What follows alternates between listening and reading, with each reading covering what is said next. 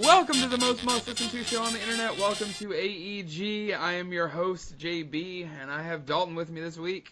Hey, what's up, everybody? And I sound tired. I have Goose with me. Secrets. And then we have a special guest. Yes. Calls himself Fancy Octopus. We'll probably get into why he calls himself that at some point in the episode. How you doing, man? Pretty good, y'all. Yeah, welcome to the show, dude. Chill. He just yelled us. He yelled us. He said he's from Texas. Yeah. Ooh, nice. You know it. Lone Star State. Don't start Google mapping this guy, all right? Yeah. Fancy Octopus. If they could dox me just from that, then that's impressive. Then they deserve to dox you, right? Yeah. Marlon's in your driveway right now. So, Jeff, what are we going to be talking about today? Correspondent Marlon. That's a good one. I love that one. More than foreign correspondent. That's a great one. Yeah. We're gonna be getting into Borderlands 3. They popped the top on the release date and special editions and everything of that this week. And then there's a little piece of gaming journalism. You might have heard of it about Anthem from Jason Schreier. So we're gonna get into that as well. And then our topic of the week is gonna actually focus on GameStop. And definitely, stick around to find out what we're going to be talking about with them. So, I guess I'll start it off with Borderlands, since I think out of all of us, I'm the most excited. Probably.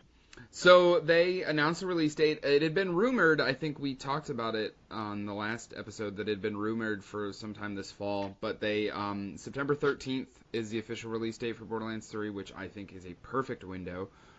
Especially if we're not getting a Destiny proper, expansion. They're gonna kind of fit that looter shooter right in that window, which is still gonna be great. They talked about there's multiple editions of the game, as per game launches nowadays.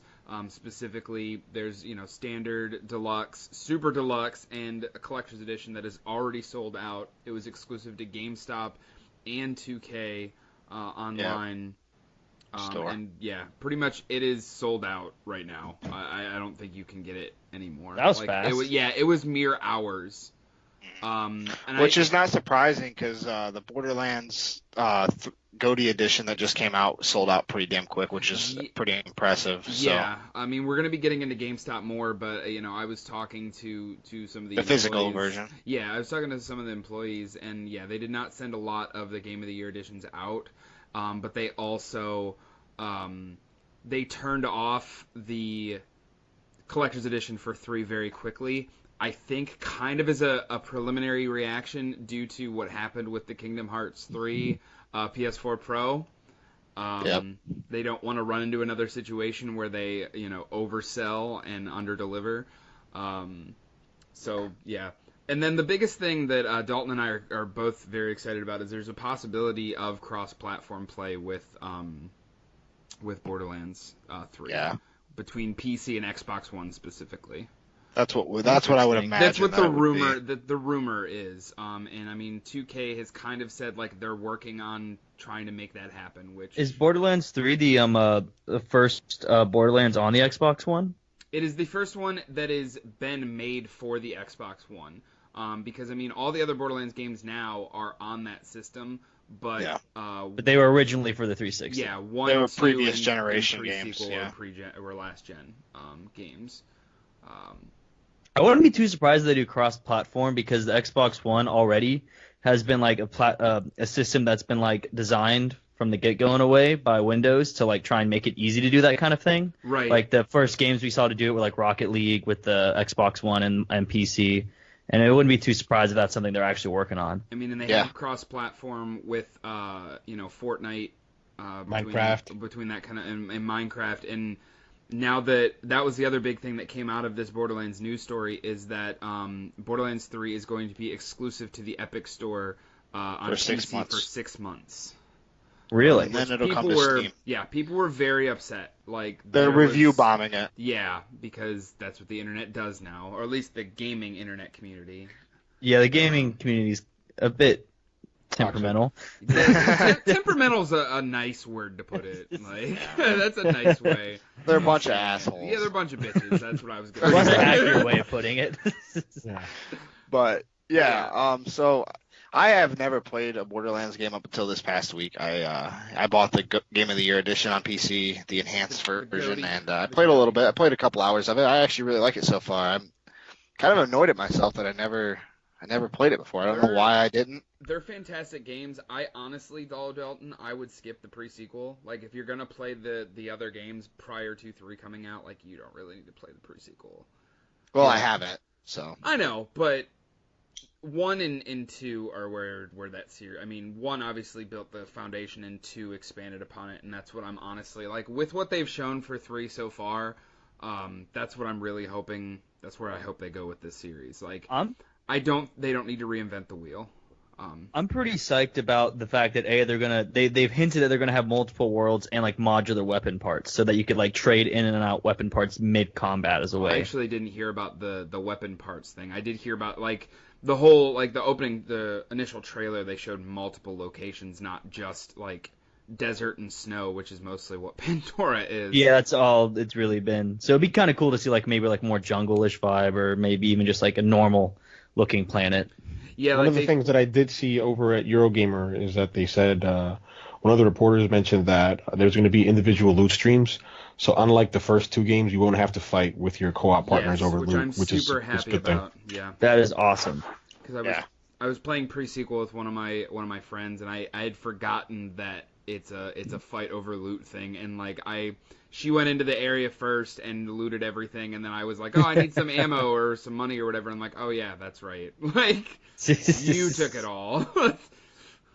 So. Yeah, so it's pretty exciting. I know a lot of people that have been waiting for this game for a long time. I mean, it's been how long? It's been at least 2 years since the pre-sequel, at least. Pre-sequel's 2014. Damn, so I mean, 5 years. Yeah, if you don't count the remasters and you just count the last gen incarnations, then it's been pretty long. 2012 was Borderlands 2. Yeah, so it's been about 7 years, and I think the Handsome Collection came out 2 years later in 2014 or 2015 was it? It was 2015 because it was the fall after pre-sequel came out initially. So there you go. Yeah, so it's been roughly about 5 years. Yeah. Or sorry, and if you want to count, you can make it a little shorter if you want to count the Telltale Games version. Right, because that's still expanding on that lore and that world. I would say that's a little stretching it, but yeah, for some, I guess that could have done it for them. Yeah. I mean, big fans. Yeah. Borderlands 2, like, I remember I was there, like, on launch night, like, waiting in line at midnight. Like, I was so excited, and I cannot wait for the third one. I'm doing I was gonna do the collector's edition. I had it, like, in my cart ready to go, and I was like, no, like, I'm not gonna pull the trigger. And then, like, literally when I looked, it was gone. So I was like, well, I guess I'm not getting this one. So I did the $100 Super Deluxe, because you still get the Steelbook, which, you know me and Steelbooks. And you get the Steelbook, you get the Season Pass. Right. I mean, it's... Season Pass is probably the big thing that you really want. Right. I mean, it's everything. Like, the $100 version is everything you would want, minus the physical collectibles of the collector's edition. Okay. And I don't know how this one's going to be, but I know based on, like, I bought the Handsome Collection on PC for $14 on Steam. I was actually pretty proud of that, but there's so much fucking content there that I'm sure, like, the Season Pass is going to cover a lot of that in 3, and I'm sure they're going to bring out loads of content. Well, that was the thing that with 2, like, that game is so beloved that they ended up going beyond what the initial Season Pass was to create more content for it. Yeah, that's good. I mean, if the fans were hungry for the content, then Gearbox was smart enough to say, hey, there's money to be made here. Right. Let's produce content beyond what we promised. Right, and I think the biggest thing with this game is, like, everybody was afraid that they were going to go the route of, these games as service stuff, which, well, we'll get into later. But everybody thought that they were going to go this route, and, I mean, it really looks like they're sticking to their guns, all pun intended. Like... they're gonna stick to what that franchise does and just make another entry, but make it bigger and that's honestly all I want. Like I was completely fine with that. Like some people are like, oh, it's disappointing. Like I'd like to see them do more, but I'm like, do you though? Do you really? I mean, want also to? considering that they've had 7 years and it looks like they're using roughly the same engine and core game technology they used for 1 and 2. Like there hasn't been significant changes from what I can tell. Right. That means to think this is going to be a long game, like 40 hours possibly. I'm okay with that. Yeah. I'm with Jeff, considering that I've never played the Borderlands. Like, hey, if people know what they want, give them what they want. But I think it's a fine line to straddle, especially in this day and age when we have things like Division 2 and Destiny and all those games as service games.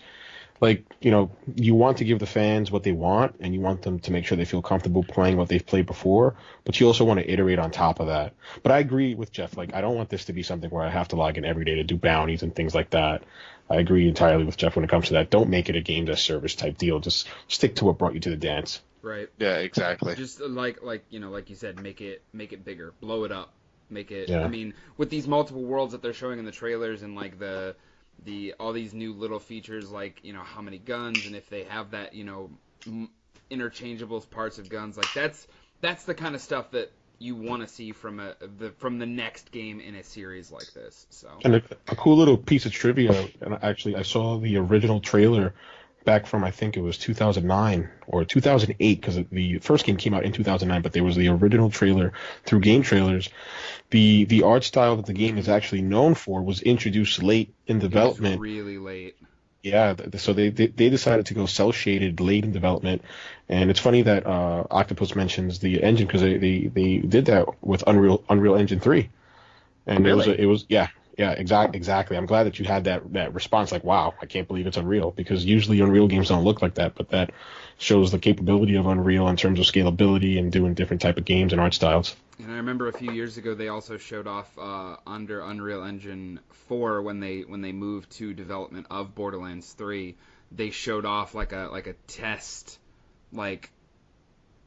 zone of the game in Unreal Engine 4, and it looked pretty darn good. So, but I don't think anybody was particularly surprised, because Randy Pitchford, who's the founder of Gearbox, has been saying for ages that they have been working on Borderlands 3. So I don't know if anybody was actually surprised. No, but I think more people were just excited that they were finally being like, okay, here it is. And I've said this before on the show, like, I love when you announce a game and I can play it in 6 months. Like, that's right. Cool. Like, yeah. As soon as they're like, yeah, it's in September, sold, done, take my money, like, I'm good, I'm ready. You're not a big fan of the cyberpunk style where you say it exists for 10 years and then you say it's going to come out in the next 2 and then you lie about that?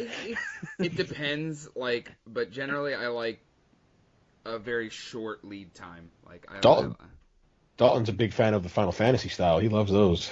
Yeah, that's me, man. I love it. I love Square Enix. Keep doing what you're doing. That 13-year lead time, Yeah. You got it. Yeah, keep being you, Square. You do you, boo.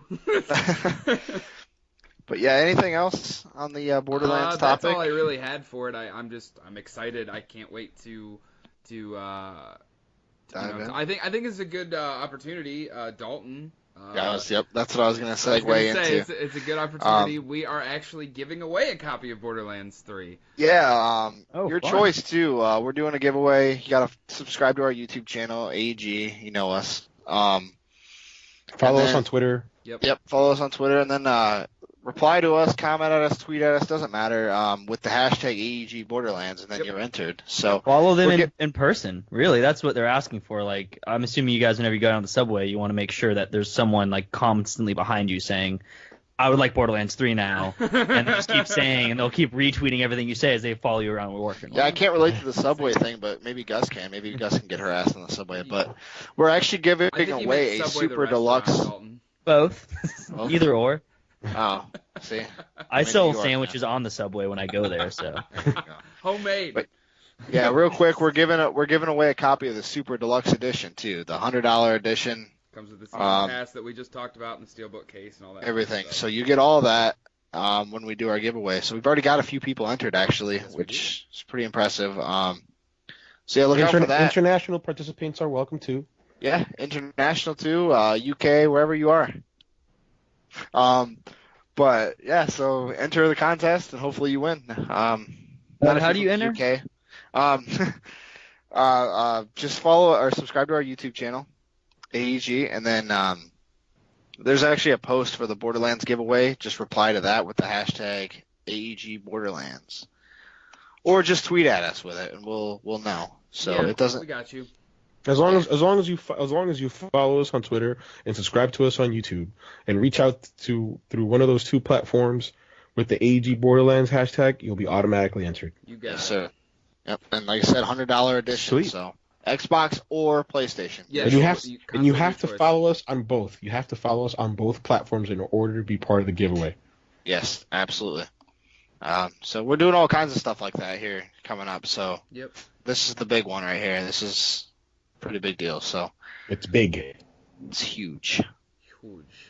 Speaking of huge, Jeff, what do we got next? There was a huge gaming journalism article on Anthem this week by none other than Jason Schreier, journalist extraordinaire.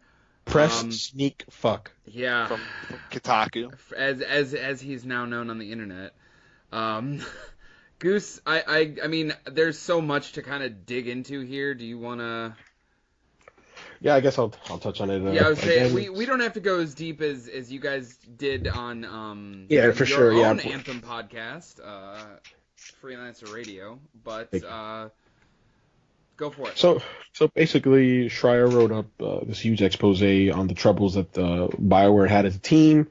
There were a couple. I'm gonna try to break them down into what some of the problems were. So one of the biggest problems was with the engine, which was Frostbite, and how to get to grips with working with that engine in terms of creating an open world looter shooter like Anthem. Another one was indecisiveness from leadership. That was another huge issue.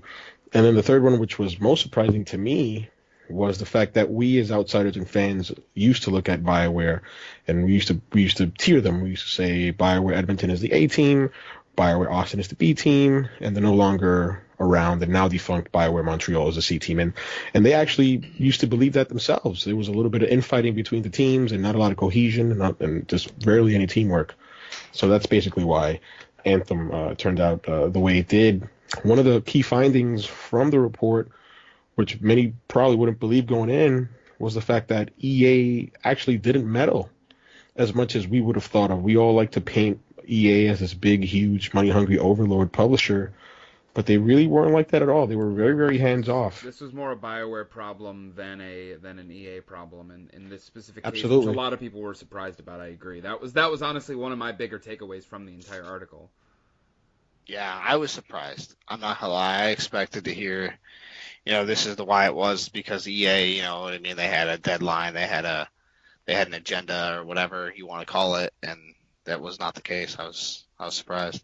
Yeah, I think in fact because of the fact that they were so lenient and maybe not as hands-on as they should have been. Again, I don't want to lay the blame at EA's feet, but maybe they had something to do with that. I mean, the problems with Frostbite were pretty severe. The expose says that they basically got the game up and running in the last 18 months, whereas That's not great. No, where this Yeah. I mean this was a 6-year development cycle, and the majority of it was wasted on pre-production and actually figuring out what game they wanted to make.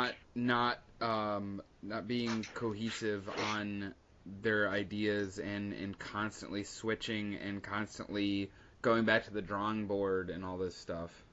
Honestly, a more corporate presence from EA might have helped with that problem because they could have forced them to stick by something. Even if it was bad, you would have at least had a concrete idea nailed down. That's absolutely true. Yeah.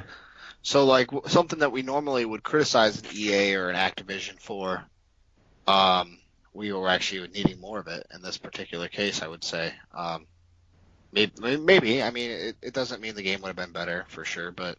I think what the teams needed was leadership. I mean, independent of the problems with Frostbite, the team needed a visionary leader, which they lost in Casey Hudson at the beginning, or middle, sorry, in the middle of 2014 when he left the studio to go over and work with Microsoft with HoloLens.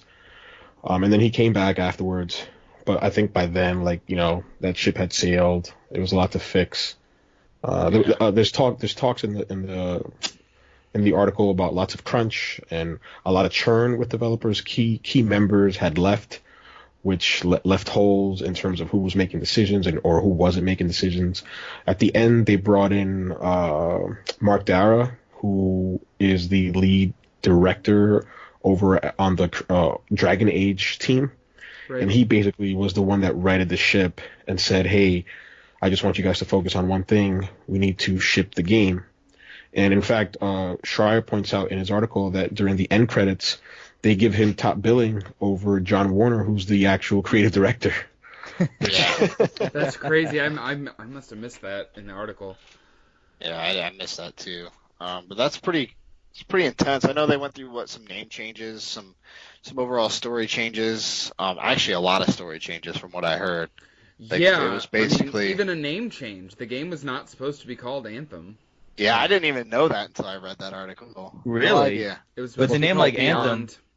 Yeah, Beyond. You would have figured that with Anthem, they're trying to make a heavy allusion to Ayn Rand and her books. I mean, that's just what strikes me off by the name, because there's not many things named Anthem in the world. The Fountainhead or Atlas Shrugged or things like that. Yeah, no, that was one of the things with the team that Schreier points out in the article. He's like, he opens by explaining that he's like, the name of the game was Beyond, because the actual crux of the game, it wasn't built to be games as a service. It wasn't built to be a looter shooter. It was technically built out to be like a survival game where you and your friends. It was a 4-player co-op game from the beginning, but you and your friends would go out into the open world, and you would fight these monsters in this open world, and you would survive for as long as possible until you couldn't anymore, and you'd have to go back to your base. But and that the evolved. Thing is that you were the lower end of the food chain. Like, that was the thing. Like, these monsters and these enemies were supposed to be much more,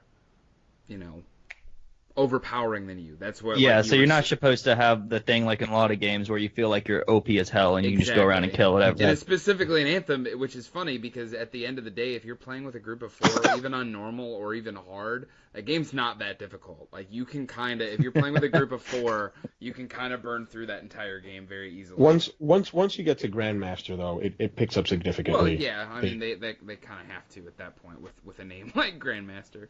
But there were a lot of issues. One of the most notable ones, at least for me, was the fact that once the game started to pivot towards a game as a service, it was actually, and this is actually mentioned in the article word for word, it was taboo to bring up games like Destiny to senior BioWare leadership, which I found incredibly pig-headed. Yeah. Like if you're, sorry, go ahead. Oh no. Oh, go ahead. All I was saying was, if you're, they actually were more referencing, they wanted people more to reference Diablo than Destiny. Like I think they said like Destiny was a dirty word around there. Like yeah. Oh god, it's stupid. Either the fear, the denial, or the ego of that statement, or they're like, no, we're not going to be like the other thing that people weren't. That's like mixed feelings about it. We're going to be more like Diablo, which was like a cult classic, but right. And the problem it's kind of hubris, really. Yeah. I mean, the problem is, Destiny. During the time that Anthem was in development, or Beyond, or whatever, Destiny grew. They did a lot of stuff, and they made these on-the-fly changes and adapted to what the fans were looking for, where, Anthem launched with a lot of stuff that even Destiny was already doing, years ahead of time.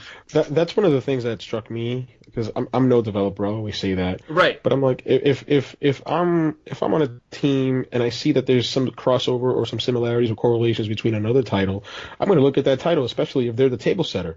And at this point in time, or at that point in time, Destiny was definitely the table setter. So I can look and say, I'm going to take all of the good stuff that they've done, but I'm going to block out all of the obstacles that they've gone through.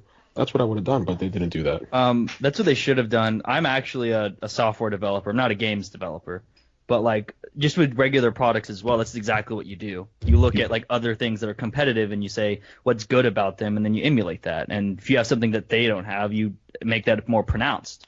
But, like, if they're not even willing to admit the fact that they're in the same realm as Destiny when people seems to feel like that argument is reasonable, then they're doing themselves a disservice from, just a straight-up research standpoint. Like, you don't even know what you're dealing with if you can't see your competitors. Exactly. Right. No, I'm glad you mentioned that because no, I'm so happy that you're bringing in that point of view. And if you want to share more with the listeners, please, you're more than welcome to. Because that was my thought going in. I'm like, why would you want to start something from scratch that you don't know whether it'll work or not when you can just borrow something, put your ego aside, and you can borrow it and you can iterate on it. And just like you mentioned, if there's something that they're not doing, then you can add to it. But I don't know, whatever. I thought it was stupid. Yeah. No, yeah, it's it just- is. It's arrogant. Yeah. Either that or they're in straight denial or fear of what they were doing, or just straight up apathetic, right? They were just like, we don't, at some point, because that's what, if it's not often that like the people like are so passionate, enthusiastic about something, and then it gets muddled just through pure bureaucracy, and they stay passionate, and that the problem was only bureaucracy. It's usually that everyone kind of gets tanked down a little bit, so leadership stops caring, like you were saying, there's a high churn, so it just could have very easily been that at some point just people stopped caring, right? This is a bit speculative, but I mean, that sounds like what happened. No, you're hitting it on the nose. Bureaucracy was a big problem. Later in development, they brought the lead writer of Dragon Age. His name is Mark Laidlaw. They brought him in, and there was some resentment from the Edmonton team. Yep. Because they were saying something along the lines like, hey, you're bringing in your science fantasy stuff. You're bringing in some of that Dragon Age mojo that we don't want. We want our stuff to stand above that. And that's just not the way you go about things, especially when your narrative is in limbo, and they bring somebody who has some pedigree, right? You don't just brush him off to the side. Or well, yeah, he was a fix-all essentially, or that's what it seemed like they were attempting to do. Yeah, they were trying to use him as that.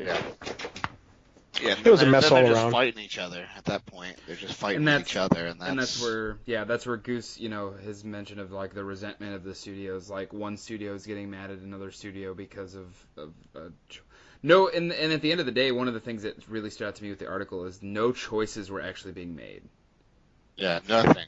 Well, that's the problem when you have these teams that like have like these like political disagreements. It's just that you don't actually make a choice because it would be unreasonable for us if you have a disagreement to just make a choice and screw over the other side because you're trying to work together. But if you keep having political disagreements within your team, then it's just going to be, oh, well, we don't like that person. This person's got to leave. And then you never actually progress. You never actually say anything, right? Because you're too busy like fighting on the outside. Right. Yeah, so True.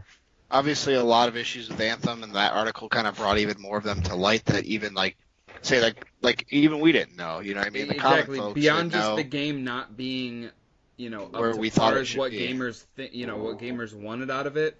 Like, you didn't get that whole story until Schreier's article, and I think, a lot of people were upset because he was like attacking, but then at the same time, that stuff needed to be said. It needed to get brought out there, and I think that EA's no comment on the article, it says a lot that they knew that this stuff was gonna get come to light eventually, and it was just they don't wanna get dragged under the current, so to speak.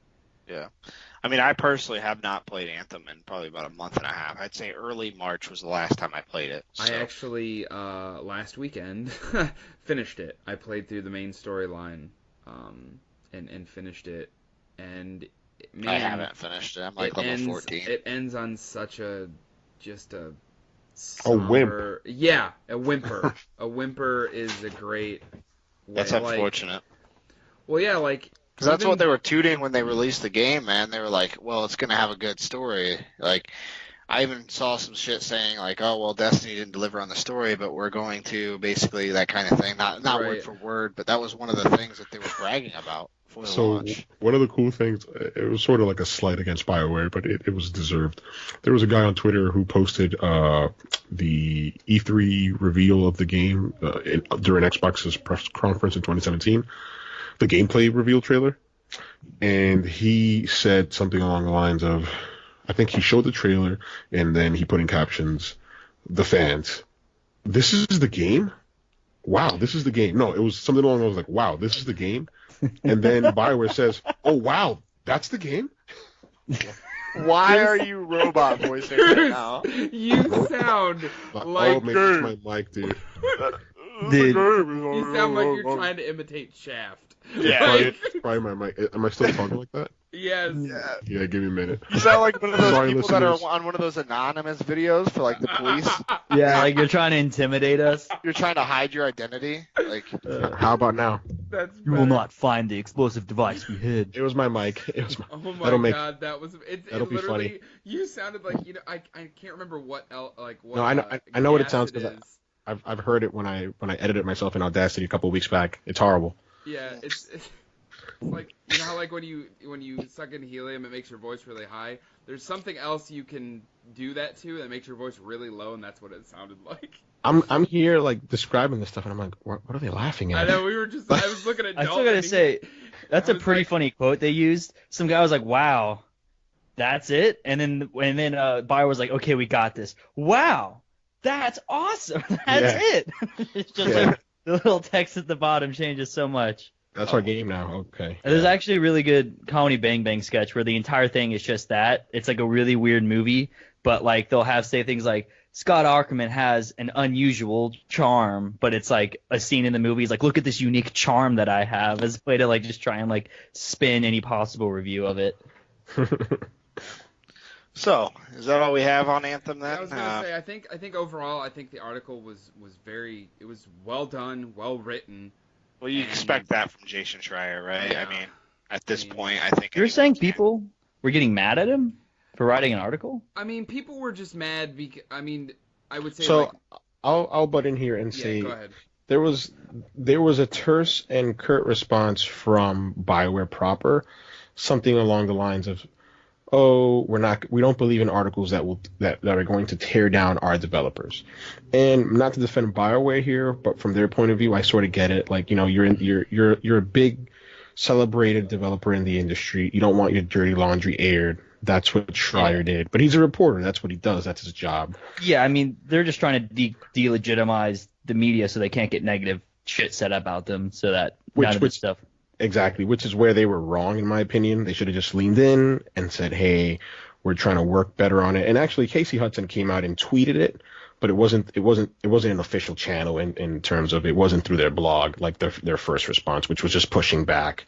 Yeah. Hudson came out later and said, hey, we didn't respond to the article because of X, and we are doing Y to make sure that those practices basically mentioned in the article don't continue going forward. Yeah, I remember reading that tweet from him. So basically, BioWare's got a lot to figure out. Yeah, and that kind of makes me really worried about Dragon Age 4. I'm glad that you mentioned that, because one of the things in the article, and I brought it up to the guys on our Discord, I totally forgot that Schreier wrote in his book, he wrote a chapter on Dragon Age Inquisition and the troubles that they also had developing the game. But he mentioned that Dragon Age Inquisition being so successful was one of the worst things that could have happened for them, because all those bad practices of development just reinforced. They were validated. Yeah, exactly. They were just reinforced, like, hey, you're doing the right thing. And it finally blew up in their faces. Exactly. It goes to show, because, I mean, they've had two essentially stinkers back to back with Mass Effect Andromeda and now Anthem. So, I mean, the catalog before then was amazing. I mean, Even yeah, like some of the Inquisition top tier games of all time. Yeah, Inquisition was amazing. I don't know if you guys played it or not, but I never finished it. I I got got a little bit game- into it. I got to a So- point where I got stuck, and I just So although Andromeda and Anthem were stinkers, the development cycle for all three were stinkers. Like, that game really came about in the last 18 months, not in terms of building the game out, but in terms of what the game actually turned out to be. Yeah. It had lots of development troubles because of Frostbite in particular. Frostbite. That thing's that's not. It You'd just think they'd happened move to on work from out. the engine. They're not. I feel like what they There's did no is way they they're bought. going to. Is it their own engine they made? So Yeah. so the way it works is, just real quick, not to go on a tangent. So for the prior games, they were using for the prior Dragon Age games, they were using this old engine called Eclipse, which just wasn't up to par for what they wanted to do in the next generation of consoles, PS4 and Xbox One. And for the Mass Effect games, they use Unreal. But when Patrick Soderlund came in, he was like, "Hey, I want to move all of our teams within the Frostbite engine, so we can share tools and we can share knowledge," which was a great idea. That makes sense, yeah. You have a common code base that everyone can work towards and add on and iterate. But the problem was that that game engine wasn't built It was built for first-person shooters. It was created by DICE out in Sweden, who are responsible for doing the Battlefront 2 and Battlefield games. And so there were a lot of aspects of the game engine that weren't built in. Like they didn't have like They didn't have a save system. They didn't have a move over inventory system.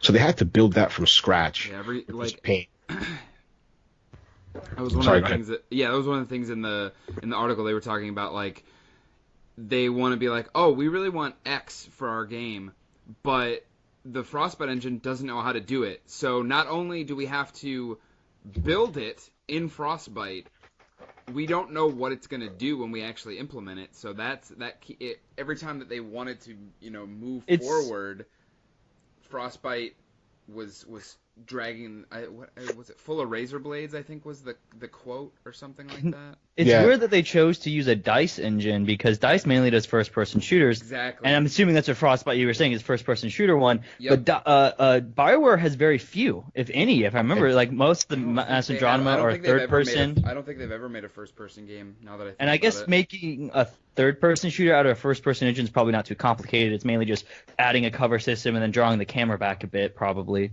But like any of those other ones, like the Dragon Age ones, which are essentially like hack and slash to a degree and magic based, I feel like you have to build a lot around it. That's exactly what the problem was. And my first thought when I first heard this, I'm like, okay, fine. They should have like a team that just specializes on helping developers with Frostbite.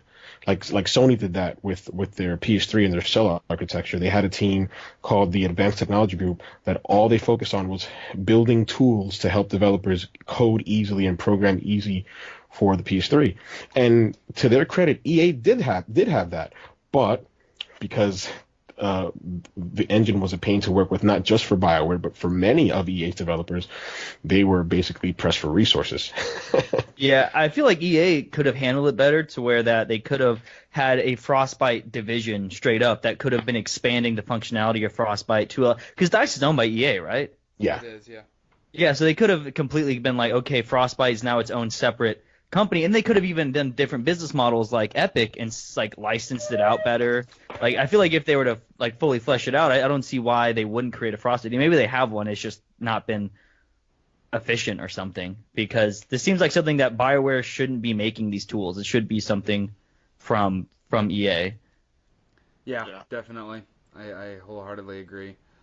But I mean, yeah, like we were saying, like a lot of things came out in this article. And there's a ton of different intricacy parts that led to the unfortunate downfall of BioWare and Anthem specifically. But I mean, I feel like I'm now even more curious to see if BioWare can quote unquote pick up the pieces of Anthem and move forward and make it and turn it into something that can really shine. Because I mean, going through and actually playing it last weekend, like I did enjoy my time with it. It's not the train wreck that people talk about. No, it did not live up to any of my expectations for it, but it's still at its core. There's concepts there that I think would really work great moving forward, but I just don't. As long as they keep Louise Belcher as a vendor, I'm all right with it. Nice. But yeah, so that, speaking of, I guess, games as service and building upon stuff and, creating more content, and Goose, that brings us to our topic of the week. I wanted you to be on last week so bad so you could do that, because I know you would do it. That's a reference. That's a deep cut reference. Yeah. Deep cuts. Yep. So that's how I like my samurais and my references. So Jeff was asking the group, hey guys, come up with some other topics, and just out of the blue. And I mean, I know the answer is no, but I pose the question, are games as a service killing or going to kill GameStop? And the reason that I came up with this was that I think that the GameStop model of used games has affected the trajectory of how developers make games and what they want to do in terms of monetizing their investments when it comes to games. So just real quick to set the table, One of the reasons why this came to mind was because I think, what was it, a couple days ago? Yeah, 6 days ago. GameStop posted a $673 million full year loss, which is their biggest loss in their entire history. Holy shit. Yeah. And you have to take into account the fact that they spun off their Spring Mobile chain of AT&T phone retailers for $700 million. So that means that their losses would have been greater had they not sold. Well, they probably would have been over $1 billion. Yeah. That would have easily led to probably the majority of shops closing in the United States at least. It's For an over $1 billion loss, which I feel like GameStop's overall revenue can't be above $10 billion to $15 billion a year. Yeah, they've been downsizing. I think in the United States alone, or no, I could be incorrect. I think worldwide they have over 7,000 stores, which is big. And I just don't think that the way the model works is long for this world. And they have been trying to diversify its portfolio. They just don't sell games now. They did collectibles,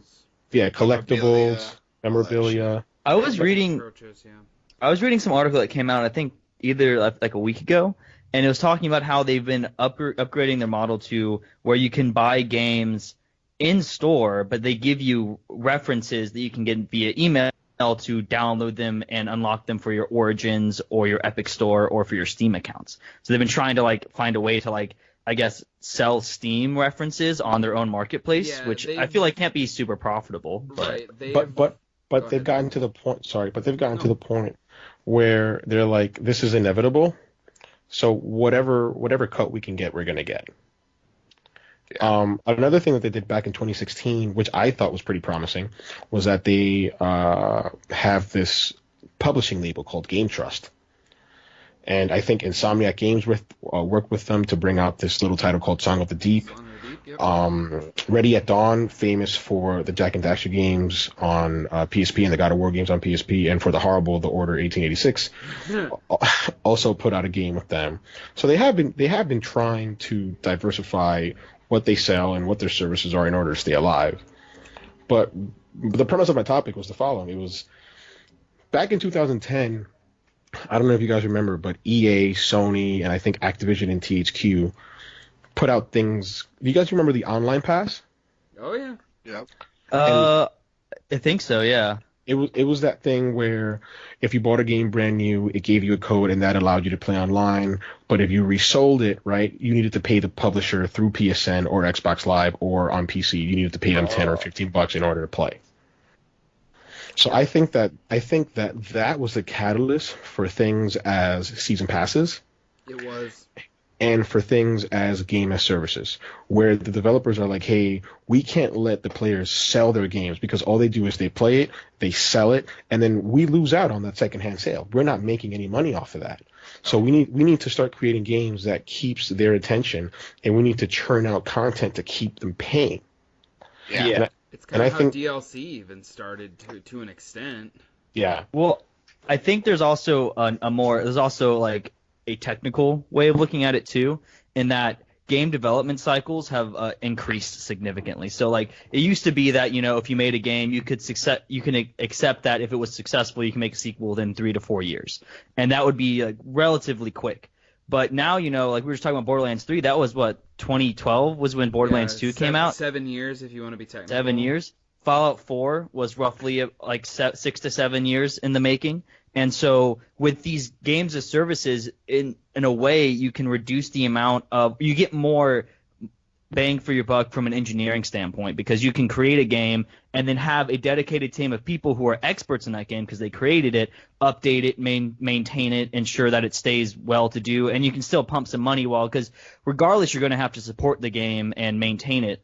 And you're going to have to pay people to do that. But if you do the games as service, you can offset that cost a little bit by being like, oh, well, we'll provide, ways to monetize our maintenance of the game. Right. Well, originally you were kind of just if you remember the older games, if there was a glitch in it on a 360 game, that was just done. It was just there. But now on an Xbox One game, if there's a glitch, it's fixed within a few months, which is, while it's an unhealthy culture, I would say, to say like we'll just fix it after release when people find it. It is nice that they actually fix it and not just let it get broken. That's definitely one of the beauties of the modern era of video games. Video games, absolutely. So basically, what this leads me to is, I think the answer is obvious. I think GameStop will die. I think they will go the way of Blockbuster, just like Toys R Us. There's only one in Alaska. Yeah, that's right. You're right. There is. I think there's one in Alaska where they still don't have internet. Yeah. Blockbuster Video. And then another thing that's really cut into their sales is digital.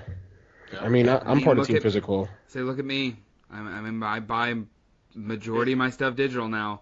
And even though now, and especially with Sony now changing their thing where they are not going to be selling digital copies of stuff in stores. And that's not just GameStop. That's nowhere. Yeah, everywhere.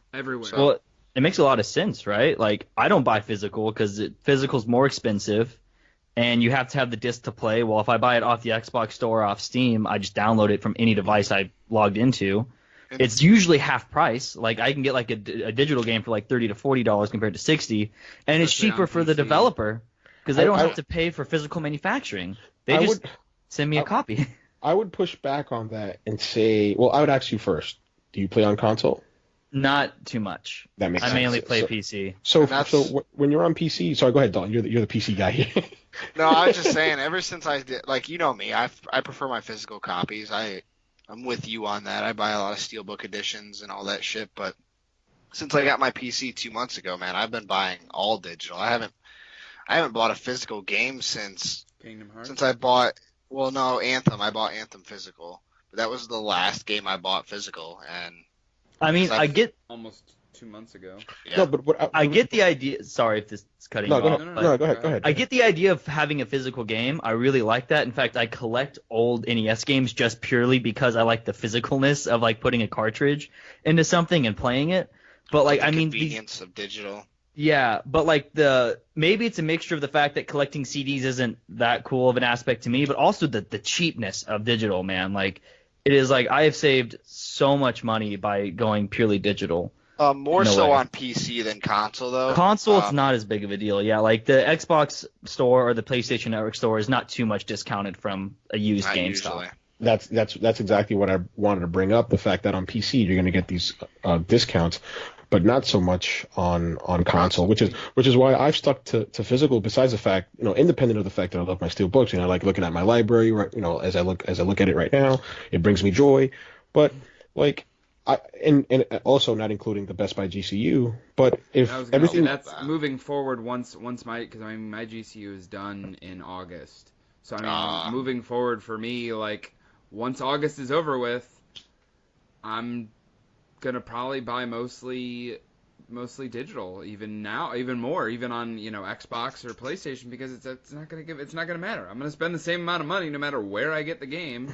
But for me, at least, all things being equal, on console specifically, I'm gonna pay $59.99 plus taxes for physical or for digital, right? Unless I wait 2 months or 3 months in order to get a sale, as opposed to PC where it'll happen right away, like maybe 2 weeks, or the day of. I think Dalton got Far Cry Primal. Or no, sorry, Far Cry New Dawn, like for $20, was it, Dalton? Like a week later or something? Yeah, a week or two later, yeah. A game saying $60 on Steam is for more than 2 weeks is very rare. It's very rare. Like I think even AAA games, they drop to $40 within 2 weeks because they know that most of their sales are done after a week, and so they just drop it down to get that higher curve. It's not just Steam either, man. I've got Uplay and I've got Origin, and they're both fucking. Like, I just picked up Assassin's Creed Odyssey, the Gold Edition, for $30, and that gave me everything. It was a $110 edition when it came out. Exactly. I know, that's crazy.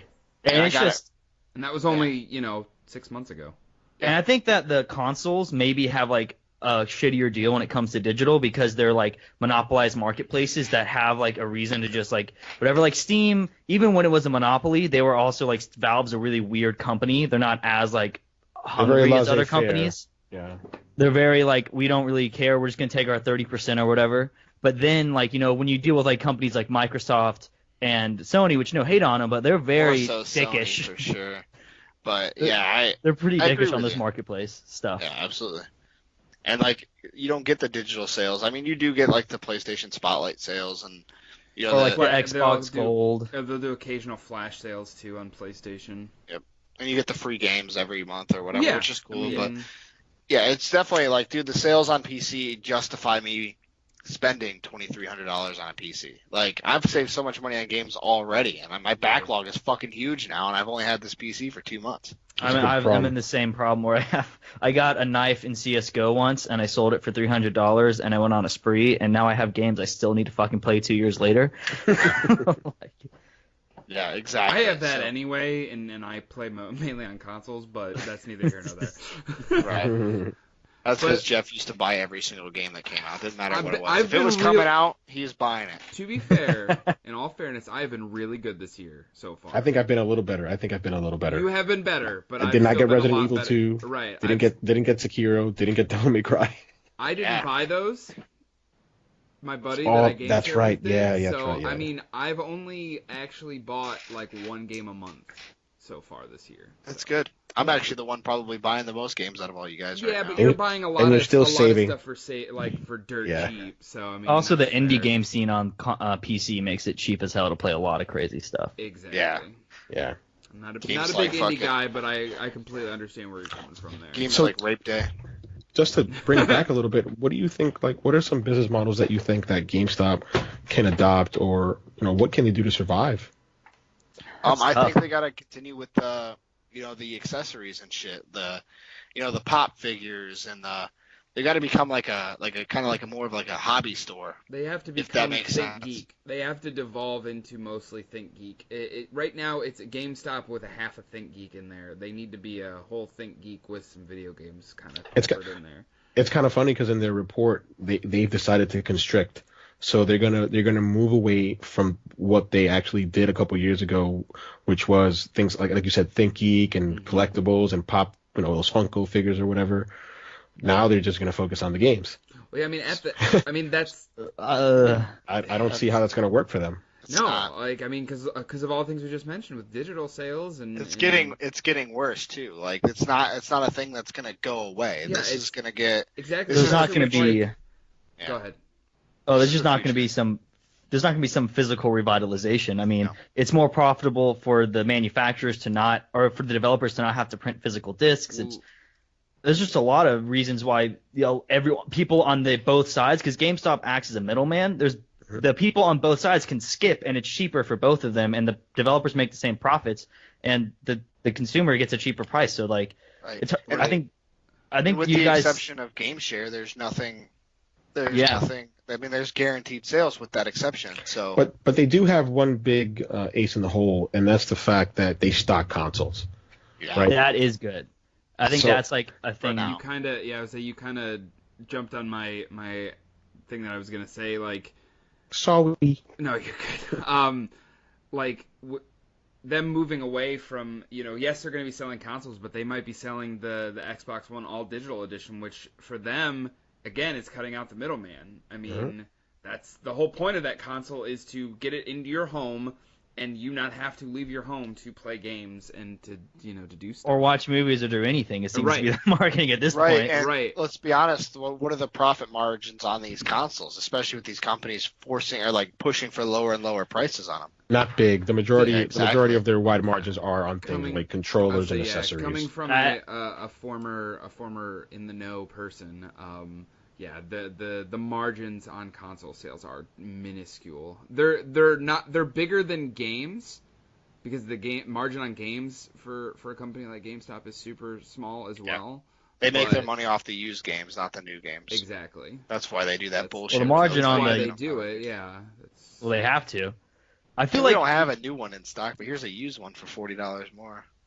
So I feel like what you guys are saying about the Funko Pop, I think that's a good idea, because they should maybe start treating themselves maybe drop even the game idea, just have it as a side thing, and instead focus more being on gamer culture, those neat little fun stores in the mall that people go into and buy a plush of Mario for $30 for some reason, and something like that. And I think interesting way they could do that is that it seems like a lot of games are now focusing on lore, a lot, exterior lore. Overwatch has animated things, and Overwatch even has a comic book series, so I wouldn't be too surprised. Or like, I think this could even be a good idea is if GameStop tried to like just shill it a little bit and start like hosting comic books and other like media related to games. So it's like you're like in the same cultural arena as your consumer. You're being like, oh, well, you like these things, so here's things you'll probably pay $5 for that you can't get digitally.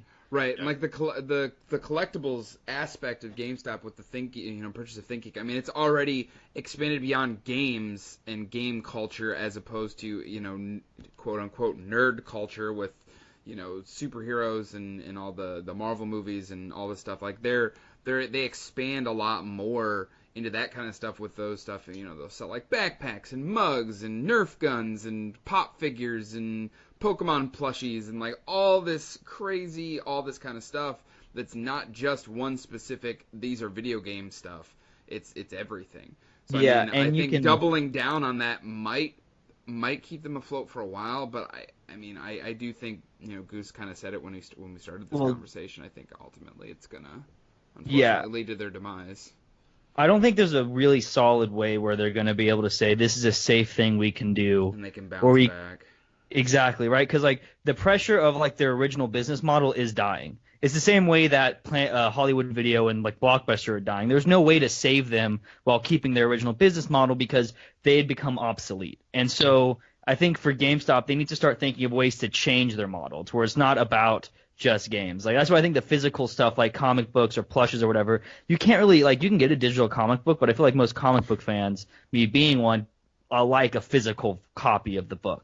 And I'll push back and say this though, because although I agree with you, one thing, if I was like, let's say I'm the CEO of GameStop and I know nothing about comic books and I know nothing about that world except what I've done on the periphery, right, with the collectibles and stuff, my question would be, well, can I as GameStop do that better than the competitors? Because I'm stepping into an arena that I really know nothing about. That is true. I get your point where they are going to have to pivot somehow and probably drastically so. Like I was thinking, hey, how about they just follow up that Game Trust publishing thing? Right, where they decide to become a games publisher. I don't know what the returns were on those games that they published. Not well. Oh, okay. Well, they could also do. So this was I actually knew a guy. This was back when I was a kid, but I knew him. His dad was working at this company. I think it was called On Play. Do you guys remember the On Play? On Play. Or On Live? It was a little, it was a little box you got, and you plug it into your Ethernet and into your TV, and you could stream. It was like the original cloud gaming. On live. Yeah. And so they didn't do so well. There's some new company that's like also trying to do it, but they also have better computing, so it works a little better. But maybe GameStop could work on becoming like a streaming service, not necessarily like a direct server farm hosting, but as a middleman to try and like use their cloud. Like they could market being like, hey, a lot of people trust us as GameStop, so we could market your cloud computing service as a game streaming service better than Azure or AWS or whatever, because people trust GameStop to give games. Yep. I could see that. I mean, it'd be a lot of infrastructure work behind the scenes. Yeah. Because Amazon with AWS has been building out for years now. But yeah, I could see them going that route if in fact they wanted to. I mean, that'd be more of an investment, really. Well, I mean, I think they would. I feel like that they wouldn't want to actually build the service themselves. They would merely attach their name to it in a way. Okay, like a branding type deal. Gotcha. Yes, they'd be like, it'll be called the GameStop service because whoever maintains it probably understands that their name is not as worthy as GameStop's is. But still, I feel like that's a bad pivot because it's not necessarily gonna. It's still questionable whether or not cloud gaming will become a big thing. While I think the physical sales, we can see that Spencer's is still alive, even though the malls of America are dying, and Spencer's is doing well. One of the funny things in us, just kind of being meta about it. One of the things about us brainstorming about how we can, try to save GameStop is really ultimately they're just fucked. Yeah. Because we're just thinking about it and we're coming up with ideas and then we're also shooting them down and we're like, no, well, that won't. But I just think they're screwed up. They're not long for this world. I mean, I don't think it's going to happen overnight, but I would say I could see within the next couple years. I think 5 years. I think by the end of the next generation, they'll be gone. Yeah. I would. Yeah. I think honestly within the next might 5 say years, some serious downsizing. Well, I mean, I was going to say middle of next generation, but that would be about 5 years. So Dalton's kind of right in that guesstimate. I don't think it's going to be very. Honestly, very long. I wouldn't be surprised if a lot of brick and mortar retail stores just go out in the next 5 to 10 years. Well, look at. I mean, That's so sad. That's so sad. I was going to say. Yeah, I love this going is to not, stores. This is not gaming related, but like look at all the other look at all those stores like Yankee Candle and Payless Shoe Source and all these places that are just Sears, just JCPenney, folding, Kmart, sort of Toy folding. Story, or Toy Story, Toys R Us. Toy Story. Toy Story is not folding. No, it's not. Tune in June for the new entry in the franchise. Oh man, I'm not ready. I'm gonna cry like a fucking baby. I know it. I have to watch 3 still. You Don't. fucking need to. Oh, dude, I can't. I will never watch 3 again as long as I live. I haven't seen 3 yet. It's rough, I'm a- dude. I'm a grown man and I can't do it. Damn. Okay, I gotta watch it. But yeah, Sorry, But no, sorry, look at all listeners. these, So- look at all these, brick and mortar stores that are closing down because I mean, places like Amazon, you can get everything you want on there. Like it's Yeah, and it's For like there's better really no prices. competition Usually. because Amazon is able to absorb any loss to kill you, right? Right. If Amazon wants you dead, they will sell at a loss until you're gone. And so like it's kind of like no way to fight. that's the way Walmart did it. I don't want to go on a tangent or whatever, yeah. but you guys bring up Amazon, and I've been really thinking about To canceling. go down. No, Canceling. I've just been thinking of canceling because every time I buy something on Amazon, I'm literally thinking like I'm taking some guy's job away, and it really starts to weigh on me. And I'm like, man, I should just cancel this. Like this, screw this. Just sign up for the Like Amazon your Video. Prime thing or Yep. Just sign up for the video service, and that's it. That's all I do. I haven't bought something off Amazon unless it's something I genuinely cannot find in a store. And that's the thing though, it's like a weird cycle though, right? It's like even if you don't use Amazon becomes more popular, so more specialty stores die out because people don't know they exist, and then you can't find the things that you're trying to not buy on Amazon. It's kind of the only reasonable way. It's kind of funny that you're saying like selling, they sell things at a loss until you're dead. Like even Walmart, like I was looking to buy the used to do that a most lot. recent season of the Big Bang Theory, and everywhere I looked online, it was $30, $30. Amazon, $15. See, it just Well, it's just because makes they sense. can't. The famous example is that there was this company called Diapers.com and Amazon, and they were selling discount diapers, and Amazon couldn't match their prices to make a profit. But so Amazon went to them and was like, okay, how about this? How about you take your site and you sell your stuff on Amazon.com, and will you get a bigger market? They were trying to essentially say like, just join our marketplace, and they were like, no, we're fine. We're making enough money for ourselves. We're fine. Whatever. Maybe they thought they could grow bigger without Amazon. Whatever. So Amazon didn't take that nicely. So they started selling discount diapers at a loss at half the price of Diapers.com, purposely to cripple them so that they could finally be like, we're going to buy you out, and then they bought them out. That is so spiteful, man. Right. Well, but that's the thing. You have like if you have that much money, it's like the poker player who has all of the money and they just fold every hand. Even if they're going and losing, it doesn't matter because they'll eventually beat you out. I kind of get it, and I really shouldn't be talking about morals when it comes to capitalism. And I am a capitalist. I am pro-capitalism. But at the end of the day, you can say, you know what? Do I really need to corner that market? I think I'm doing pretty well, with all this other stuff that I got going on, But anyway, that's another conversation. Yeah, that's just greed. That's all a that really is. deep But- rabbit hole to go down. Yeah, so Yeah. that's really all I mean, I want to just point out real quick that I don't want GameStop to go anywhere. Even though I don't shop there, it's for other Well, I like reasons. going to the store every once in I a was while. gonna It's say, fun. like, I don't like going in I there. don't. I feel like they're always trying to scam me out of my money. Like I'll give you an example. Like last Thursday, I went to pick up the Borderlands GOTY for PS4, and the guy was really nice, but he was real slick. So he rings me up. The game's $29.99. He rings me up, and he was like, "Oh, it's $35.65 with warranty, sir. Do you have any other questions?" And no, I he's don't like, want the warranty. he's like, "Do you have any other questions for games?" And I'm like, and in my head, I'm like, look how slick he is. He tells me, he's honest and tells me that he put the warranty in there, but then he pivots real quick and then tries to distract me with a question about. confuse you. Yeah. And I'm like, no, I don't have any other questions for games, and please take off the warranty. That is That's scummy. I've never like at GameStop. Usually, all the people I've met are like insanely chilled and bored. They're always just You know what? I trying used to to strike have up. Yeah. I used to have good experiences at GameStop when all my friends worked there. It was nice. So yeah, who's Like- that? Who was that? Not you, it was the other guy. I wasn't a Jeff fan 'cause he'd always try to sell me shit, but Fuck you! No, I didn't. no, That's what it is, man. You walk in. I know it's their job. They're salesmen. They don't make any commission, but their jobs are on the line. So, but it's still, man. I don't like going in there and feeling like pressured or harassed. They always try to sell you some shit that you don't even want. You never even ask for it.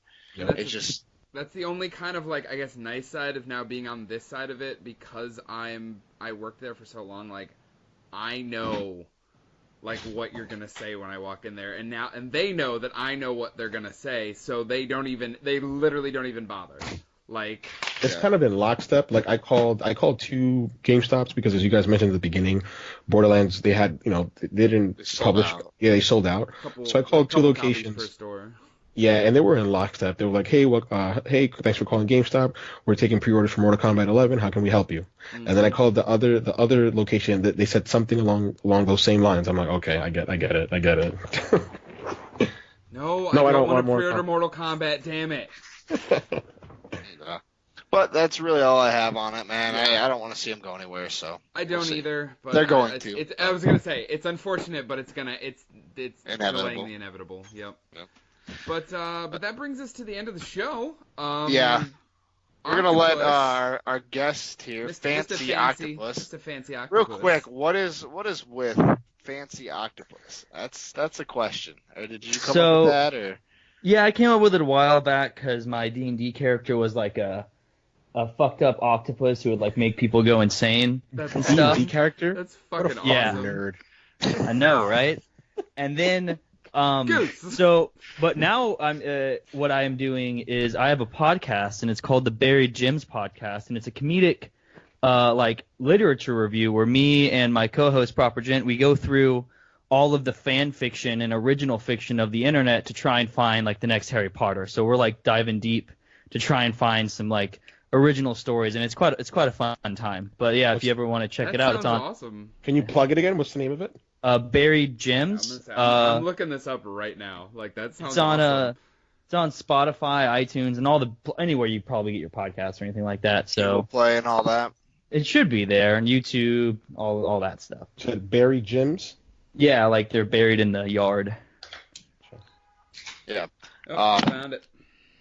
Yep. Anyway, thanks for having me on, you guys. It was fun. Yes. Yeah, dude. Thanks for being on, man. Thanks for reaching out. Like when I posted that on that Pod Hodge or whatever. Yeah, I appreciate it, man. I mean, not too many people do. I'm down to be on another. Yeah, I was gonna say.